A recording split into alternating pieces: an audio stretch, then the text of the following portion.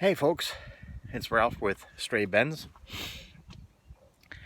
If you're bleeding the brakes of an S-Class Benz from the 80s and very early 90s with the 126 W chassis, there's a small little detail that you have got to know about that drove me crazy for an hour or two until I finally figured out what my problem was. Because if you especially with the rear brakes, if you happen to have a professional brake bleeder, like a vacuum pump for instance or something like that, and all of a sudden you hear that dreaded noise of pulling more air in, there is a nasty little surprise in the brake reservoir. This is the brake reservoir that is nicely filled up, and when you bleed the brakes, what you need to know about the W126 chassis or brake fluid reservoir is it has two compartments.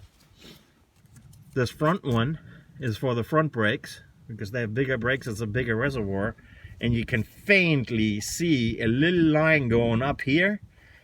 The back side has a wall that goes all the way up to here, and this, only the rear section here, is for the rear brakes. So it's pretty slick because it can tell you as the brake fluid goes down, it tells you that your brake pads are wearing, and if you're at the min, you really got to check whether or not your brake pads are still okay or need replaced. Most likely they do. Just don't top this off without checking your brake pads.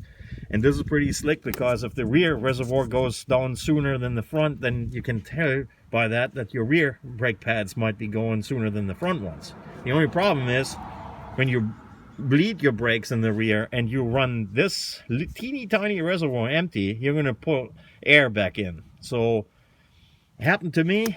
What you need to do, and this is the nasty thing, you don't even look at this on the side, you look at the front and it's like, wow, why in the world is this pulling in air? That's impossible. And what you have got to do is you've got to top this off always, so the fluid runs back over this little wall to the back and keeps this filled up. So don't go overboard with bleeding the brakes in the back too much. You have got to keep a good watch on your brake reservoir, because it might fool you into believing that it's full when in fact the rear has run empty.